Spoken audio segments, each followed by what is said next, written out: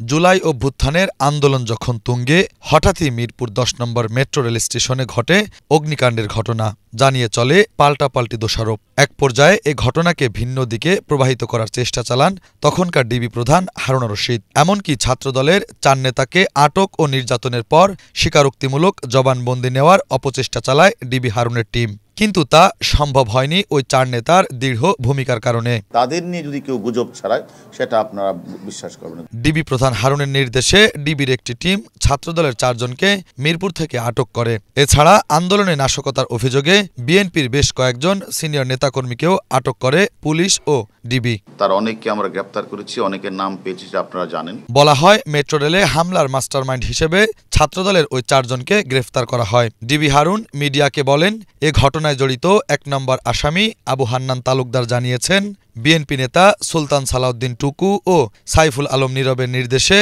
এবং শ্রাবণ ও গণেশ রায়ের মদদে হামলার পরিকল্পনা বাস্তবায়ন করেন তিনি। তার সাথে জড়িত ছিলেন ৪-৫ জনের একটি দল। তারা অন্য ছাত্রদের উস্কে দিয়ে মেট্রো রেলের বিভিন্ন স্টেশনে পরিকল্পিতভাবে হামলা চালায়। স্টেশনে তারা ভাঙচুর করেছে, অগ্নিসংযোগ করেছে। সেই ঘটনার সাথে আমরা ৪-৫ জনকে আমরা অলরেডি আমাদের আওতায় নিয়ে এসেছি এবং তারা আমাদের কাছে সবকিছু স্বীকার করেছে।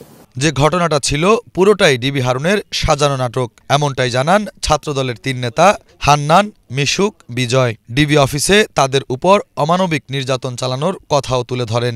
আমাকে মিডিয়ার সামনে শো করার আগে ৪ দিন গুম করে রাখা হয়। আমি সহ বাকি ৪ জনকে আমাদের ৪ জনকেই তখন গুম করে রাখা হয়। আমাদের কাছ থেকে তারা এই ৪ দিনেই মানে রাত দিন সকাল বিকাল দুপুর টর্চার করে। তারা স্বীকারোক্তি আদায় করতে চায় যে এটার সাথে আমরা জড়িত, আমরা মেট্রো রেল ভাঙচুর করেছি, আমরা মেট্রো রেলে আগুন দিয়েছি, এটা আমরা স্বীকার করতে হবে।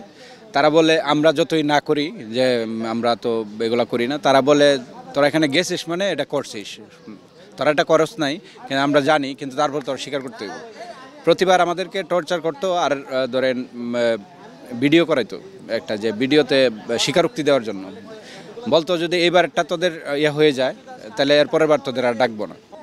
রাতে নিয়ে যেখানে রাখছে সেখান থেকে বের করার সময় আমাদেরকে হ্যান্ডকাপ লাগাইতো 2 হাতে পিছন দিক দিয়ে, তারপরে আপনার প্রথম গামছা দিয়ে চোখ বাঁধার পর তারপরে আপনার এটার উপরে এই যে ফাঁসি দেওয়ার সময় যে একটা কালো টুপির মতো লাগায় এটা লাগাইতো, লাগিয়ে তারপরে পিছনে ঠেলে নিয়ে যাইতো আর কি, যে ছল আপনি কোন দিকে যাইতেছেন বা কোথায় নিয়ে যাইতেছে দেখার কোনো সুযোগ নাই।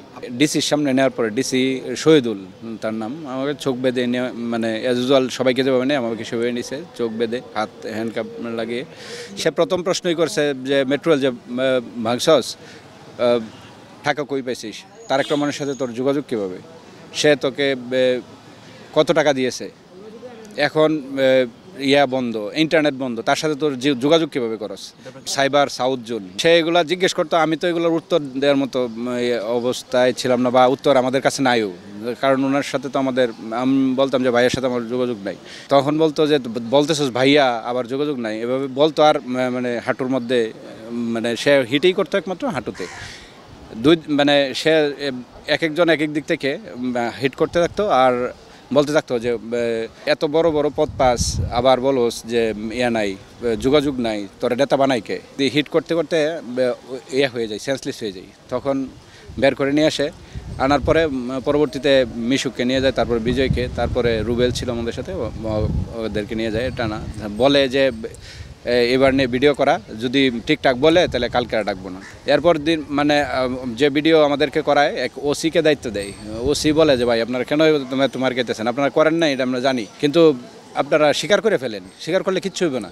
আমরা বলি না, আমরা যা করি নাই আমরা কেন স্বীকার করবো, আমরা তো ঢাকা বিশ্ববিদ্যালয়ে পড়াশোনা করছি, আমরা টুকায়ের মতো কাজ করি নাই। 5 তারিখ তো হাসিনার পতন হওয়ার পরে 6 তারিখ দিবাগত রাতে প্রায় 1:30টার সময় আমরা বের হই। রাষ্ট্রপতি নির্বাহী আদেশে আমরা মুক্তি পাই, ওইখানেই তখন মূলত মামলা ওইখানেই শেষ হয়ে যাওয়া। ছাত্রদল নেতা মিশুক বাংলা ভিশনকে বলেন, নির্মম নির্যাতনের কথা কখনো ভুলতে পারবেন না। আসলে মিরপুর মেট্রো রেল মামলার মতো এমন ভয়াবহ মামলায় আমাদের যখন গ্রেফতার দেখানো হয়, যখন আমাদের গ্রেফতার করে নিয়ে যায়, তখনই আমরা মোটামুটি বুঝে গেছি যে হয়তোবা আমাদের দীর্ঘ সময়ের জন্য হয় জেল জীবন শুরু হচ্ছে, আর না হয় বড় কোনো ধরনের অঘটন আমাদের সাথে ঘটনা হতে যাচ্ছে। তো যেদিন আমাদের ইয়েতে নিয়ে যায়, ডিবি কার্যালয়ে নিয়ে যায়, ওখানে দাঁড় করায় আমাদের 4 জনকে, হান্নান ভাই, আমি, বিজয় এবং রুবেল ভাই। 1 থেকে 1.5 মিনিটের মাথায় দেখি যে যুবদলের সাবেক সভাপতি সুলতান সালাউদ্দিন টুকু, তারপর ঢাকা মহানগর উত্তর বিএনপির সভাপতি আমিনুল হক আছেন, সাবেক সভাপতি সাইফুল আলম নীরব, এবং হচ্ছে দক্ষিণের রফিকুল আলম মজনু ভাই, তাদেরকে একে একে নিয়ে আসা হয়। তাদের মানে প্রত্যেককে ইলেকট্রিক শক দিয়ে তাদের আমাদের সামনে যখন আনা হয়, 2-3 জন তাদেরকে বহন করে নিয়ে আসে। তখন আসলে আমরা বুঝে গেছি যে মানে হয়তো বা তাদের যখন এই অবস্থা, আমাদের অবস্থা কতটুকু ভয়াবহ হতে পারে। মোটামুটি নিজেও মানসিকভাবে প্রস্তুত হয়ে গেছে, এবং আমাদের যারা পরিবার আছে তারা তো আমাদের আশা এবং সব কিছুই তারা ছেড়ে দিছে। প্রথম দিনই আমাদের জিজ্ঞাসাবাদ করা হয়েছে। এটা ওই মিরপুর বিভাগের যে এডিসি সাইফুল ইসলাম আজাদ, তার রুমে গিয়ে, তো ওখানে আমাদের একটা ভিডিও তে স্বীকারোক্তি দেওয়ার জন্য চাপ দেওয়া হয়।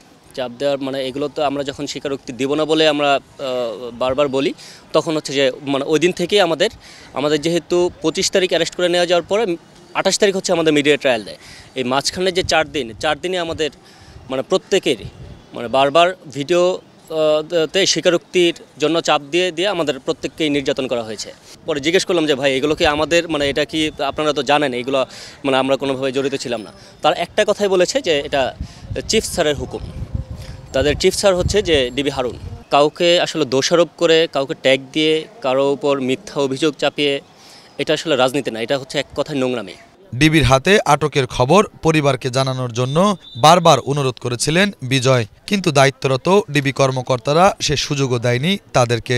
এমনটাই জানান নির্যাতনের শিকার বজলুর রহমান বিজয়। তখনকার মানে ডিবিতে তো আমাদের 4 দিন গুম করে রাখা হয়েছিল, পরে 7 দিনের রিমান্ড ছিল। এটা একদিন আগেই আমাদেরকে কেরানীগঞ্জ পাঠিয়ে দিয়েছিল। তো ডিবিতে থাকাকালীন শুধু মানে আল্লাহর কাছে দোয়া করতাম যে আল্লাহ মানে আমাদেরকে উদ্ধার করো, কারণ এই জায়গা থেকে তুমি ছাড়া আমাদেরকে রক্ষা করার মতো কেউ নাই।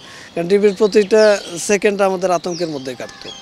সকাল নাই, বিকেল নাই, আপনার মধ্যরাতেও আমাদেরকে ডেকে নিয়ে যেয়ে টর্চার করতো। তারা নিজেরাও বলাবলি করতো যে স্যার, মানে তখন শুনতে পারতাম যে হয়তো বা একটা গ্রুপ তখন কথাবার্তা বলতেছে যে স্যার এরা তো যখন স্বীকারোক্তি দিচ্ছে না, তো এদেরকে মেরে যাত্রাবাড়ি বা আপনার তোরাগের ওইদিকে ফেলে দিয়ে আসি, কেউ তো এই আন্দোলনে খোঁজখবর রাখতে পারবে না। আবার এদেরকে কেনই বা ছাত্রদল করতে আসতে বলছে, এরকম কথাবার্তা বলে একটা আতঙ্কিত পরিবেশ সবসময় তৈরি করতো। আর যখন আমরা রুমের মধ্যে থাকতাম, তখন সিনিয়র নেতৃবৃন্দ থেকে শুরু করে আরও যারা বিভিন্ন পর্যায়ের ছিল, মানে অনেক নিরীহ মানুষজনকে তো এই আন্দোলনে গ্রেপ্তার করা হয়েছে। তাদের যে আর্তনাদ, মানে একটা বিভীষিকাময় একটা পরিস্থিতি ছিল তখনকার ডিবি। রুহুল ভাইয়ের আব্বা তখন হার্ট অ্যাটাক করছে। তা আপনারা শুধু জাস্ট একটু জানিয়ে দেন। পরে তারা হাসাহাসি করে বলতেছিল যে আপনারা রাজনীতি করেন, বা আমার 2-1 স্ট্রোক করবে, তো না হলে বড় নেতা হতে পারবেন কিভাবে। পারিবারিক যে চিন্তা যে আমাদেরকে পাওয়া যাচ্ছে না, এই আন্দোলনে আমাদেরকে মেরে ফেললো, কোন অবস্থায় রাখলো, এটা তো আমাদের পরিবার জানে না। তারপরে আমি জেল থেকে বের হওয়ার পরে শুনলাম যে আমার বাবা মায়ের যে আর্তনাদ। আর সামাজিকভাবে তখনকার, আমি যেহেতু একজন গ্রামের ছেলে, আপনি নিশ্চয়ই বুঝবেন যে কিছু মানুষ বলার চেষ্টা করছে যে ফাঁসি দিয়ে দিবে, মেরে ফেলবে। কারণ দেখা গেছে যে বাস্তবতা তো এরকমই ছিল যে হাসিনার যদি পতন না হতো, তাহলে এই যে রাষ্ট্রীয় সম্পদ ধ্বংসের যে মামলা, এই মামলায় আমাদের হয়তো বা বড় ধরনের ক্ষতি হয়ে যেত। পুলিশের এমন ভূমিকা আর কখনোই দেখতে চান না এই ছাত্রনেতারা। শুভ খান, বাংলা ভিশন, ঢাকা।